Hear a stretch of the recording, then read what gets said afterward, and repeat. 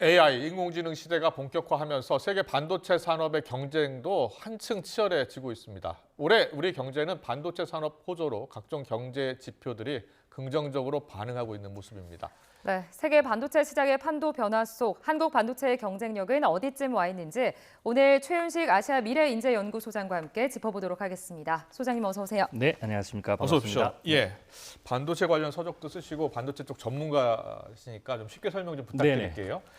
우리나라 반도체 산업이 지금 위기라는데 맞습니까? 네, 실제로 좀 위기고요. 예. 자칫 잘못하면 반도체 산업 자체가 좀 샌드위치 위기에 좀 몰릴 수가 있습니다. 첨단은 그렇군요. 미국이나 일본, 예. 그리고 결국은 미국이 중국의 반도체를 규제하고 예. 억눌러도 결국 중국은 자체 기술로 레거시는 올라가거든요. 범용 반도체. 예. 그러면 이제 우리가 양쪽에서 위기를 당할 수 있죠. 위기군요. 네. 예. 그러니까 우리 정부가 지금 반도체 산업 지원에 적극적으로 나서고 있는데 최근 윤석열 대통령도 기자회견에서 이 같은 내용을 밝혔는데요. 먼저 화면으로 만나보고 다시 오겠습니다. 화면으로 만나보시죠. 반도체 기업의 경쟁력 강화를 위해서 이런 세제 지원을 추진했고요. 우리 기업들이 국제 경쟁력에서 밀리지 않도록 하여튼 지원을 강화할 생각입니다. 네, 우리 정부도 이제 지원에 나서기로 했는데 이미 미국이 2022년도에 반도체 지원법 통과시켰고요. 네네. 수백조 원을 지금 지원하고 있다면서요? 그렇죠. 예, 우리나라 지금 좀 늦은 거 아니에요? 사실 우리나라도 약간 좀 늦기는 하지만 예. 그래도 현 정부 들어서 2022년부터 반도체 산업에 대한 지원을 좀 세제 지원을 좀 하려고 노력을 했었습니다. 예. 그리고 뭐 작년 같은 경우에는 뭐 대기업 같은 경우는 세제 공제 뭐 8%에서 15%, 16%, 예. 뭐 중소기업 같은 경우는 이제 16%, 15%에서 조금 더 뭐 그 이상 25% 이렇게 이제 예. 한시적 지원도 했는데요.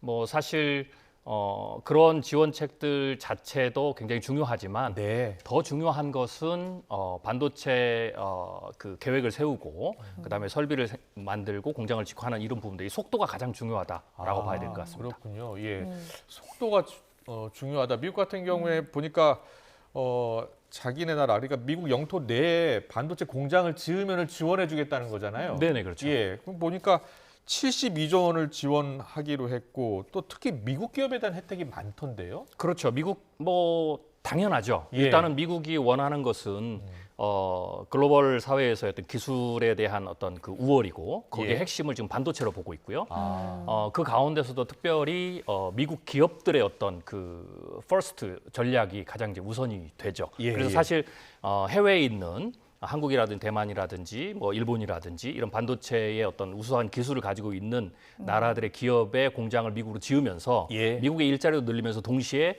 미국 기업 자체가 시너지를 일으킬 수 있도록 하는 그런 전략들을 이제 사용하고 있는 셈이죠. 알겠습니다. 네, 지금 뭐 글로벌 국가들이 계속 반도체 육성에 공격적으로 지금 뛰어드는 상황에서 속도에 밀리면 안 될 것 같은 네네. 상황인데 지금 우리 정부의 입장을 좀 봤을 때 세제 지원을 해주겠다. 네네. 그러나 직접적인 보조금 지원은 하지 않겠다. 그러니까 결국에는 이제 보조금 직접적인 지원은 뭐 세제 공제 자체가 이 보조금에 좀 성격을 띠기 때문이다. 이런 지금 언급을 했습니다. 어떤 상황입니까? 네, 세제 자체가 이제 보조금의 지원을 이제 띄기는 하지만 예. 그래도 이제 미국이라든지 혹은 일본 네. 뭐 이렇게 중국도 보면 세제 지원뿐만 아니라 직접적인 현금 보조도 하고 그렇죠. 있죠. 네. 네, 예. 그래서 사실 우리 경우에도 뭐 현금 보조가 좀 필요하기는 하지만 그래도 이게 이제 사실 정치적으로 좀 민감한 문제고 예. 다른 산업과의 형평성 뭐 이런 것들이 좀 있어서 사실 좀 난관에 부딪혀 있기는 한 것 같습니다. 그렇군요. 자, 그렇다면 우리 정부가 지원하기로 했다는 10조 원 이상의 반도체 지원 프로그램이요. 네네. 조금 더 세부적으로 좀 정리 좀 해주실래요? 이 지금 이제 발표한 예. 이게 그 지원책들은 뭐 네. 일단 정부가 어느 정도 큰 틀을 형성을 하고요. 예. 그 다음에 민간 어떤 펀드들을 조성해가지고 아. 두 개를 합쳐가지고 한 10조 원 이상의 그런 거군요. 네네 그런 어떤 지원책을 하는 건데 예. 특별하게 이제 좀 미국과 좀 다른 미국이나 일본과 좀 다른 부분들은 미국이나 일본은 생산 설비를 만들어서 공장을 지어서 하는 이런 부분에 좀 집중이 좀 많이 돼 있다면 예. 우리는 조금 포괄적으로 반도체 또 거기와 또 생태계 또 뭐 이런 부분을 좀 포괄적으로 돼 있는 부분이죠. 그렇군요. 우리나라가 좀 취약한 부분에 많은 지원이 있었으면 좋겠는데 세계 반도체 시장 규모로 봤을 때요. 우리나라 삼성전자도 있고 하이닉스도 있고요. 우리나라 생산 비중 그 전체적인 매출을 전 세계 반도체 시장에서 차지하는 우리나라 기업들의 매출 비중 어느 정도 돼요?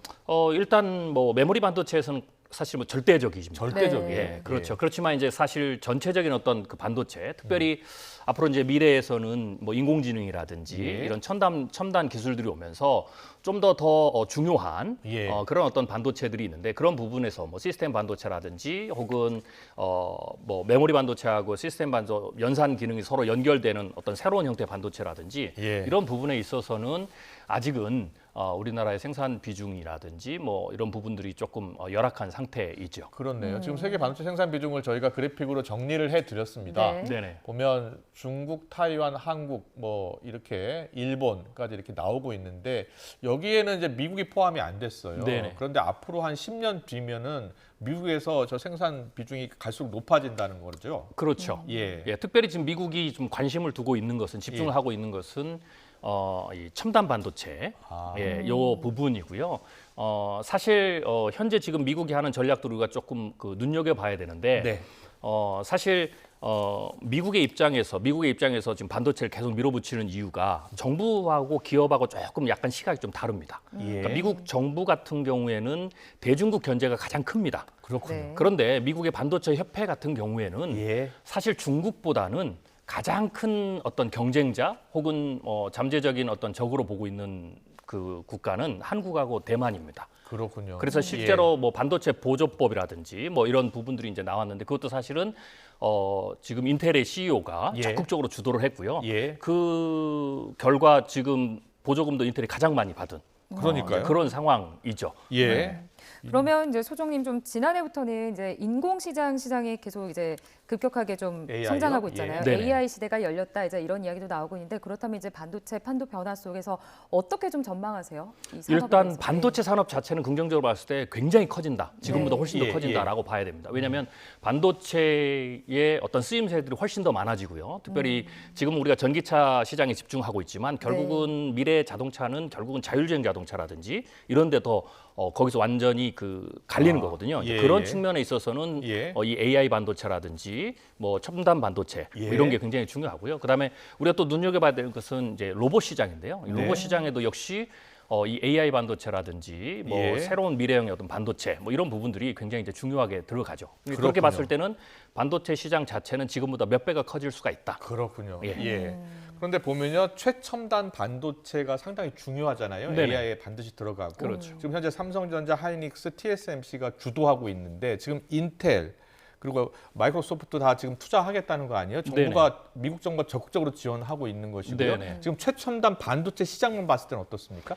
일단은 아직은 우리가 이제 기술적인 부분이라든지 예. 혹은 시장 점유율에서는 뭐 절대적인 힘을 가지고 있지만 예. 미국 반도체 협회가 한국과 대만을 지목하고 예. 사실은 계속해서 미국 정부를 압박할 가능성이 굉장히 크거든요. 뭐 예를 들면 미국의 반도체 협회가 현 정부도 그렇고 과거에 트럼프 정부 일기 때도 계속해서 이야기를 한 게 몇 가지를 얘기했는데 하나는 첨단 반도체 부분에 있어서 예를 들면 이런 어떤 메모리 분야 이런 예, 부분에서 예. 한국과 대만에 뒤처진 것을 좀 강조를 굉장히 많이 했고요. 그렇군요. 그다음에 또 한국과 이 대만이 최첨단 어떤 기술에 있어서 미국을 턱 밑까지 쫓아왔다. 네.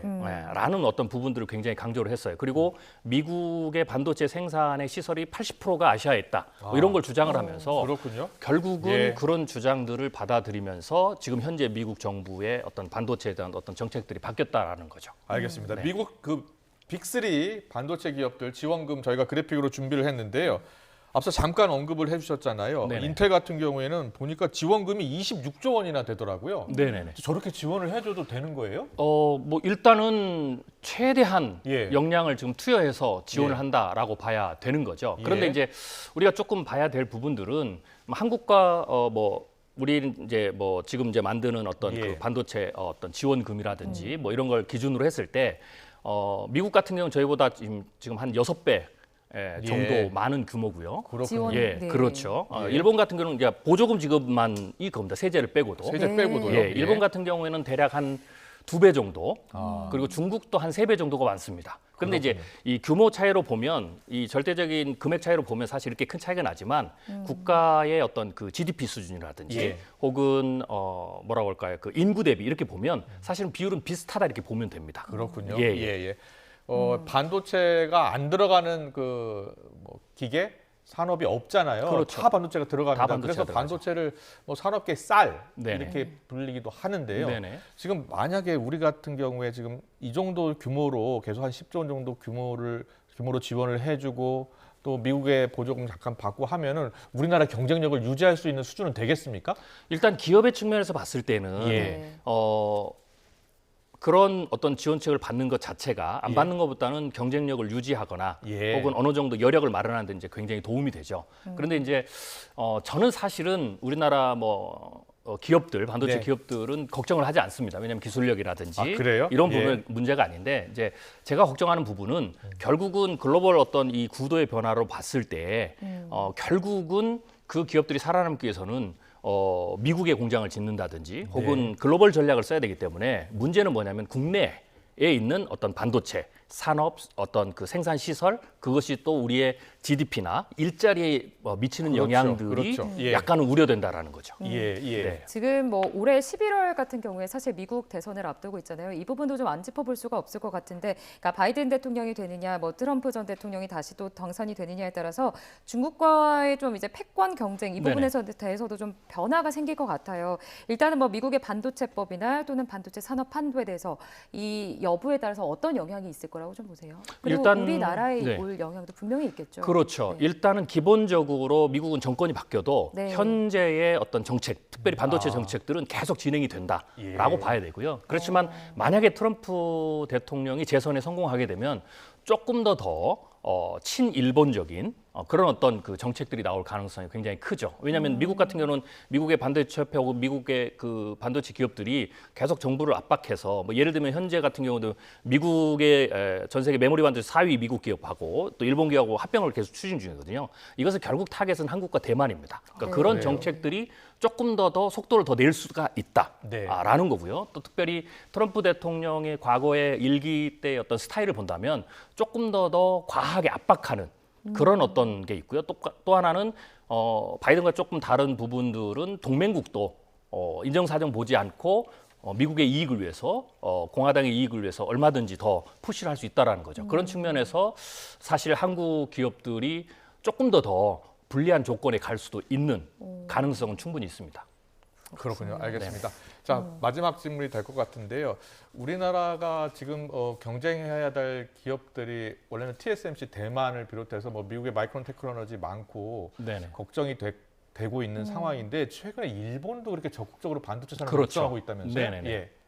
일본 같은 경우에도 사실 한국에게 1990년대에 이제 역전을 당하기 시작하면서 사실 2013년경에 대해서 일본의 반도체 산업 자체가 거의 전멸하다시피 했거든요. 예. 그런데 이제 일본이 지금 다시 기지개를 켜면서 결국은 반도체의 뭐 과거의 영광은 되찾을 수 없지만 말씀하신 대로 반도체는 어떤 미래 모든 산업에 있어서 어떤 쌀과 같은 그런 어떤 역할이기 때문에 이 반도체의 기술 혹은 반도체의 어떤 이니셔티브를 회복하지 못하면 일본이 제3차 산업혁명에서도 굉장히 뒤처져서 한국에게 추월 당하고 일본이 잃어버린 30년을 갔는데 이 4차 산업혁명에서도 그럴 가능성이 있기 때문에 반전을 기하기 위해서 가장 첫 번째의 어떤 그 타겟으로 반도체를 삼았다 이렇게 봐야 됩니다. 그래서 그렇군요. 일본 자체가 반도체 하나만이 아니라 좀 더 큰 그림을 그리고 있다 이렇게 봐야 될 것 같습니다. 네. 알겠습니다. 잘 들었습니다.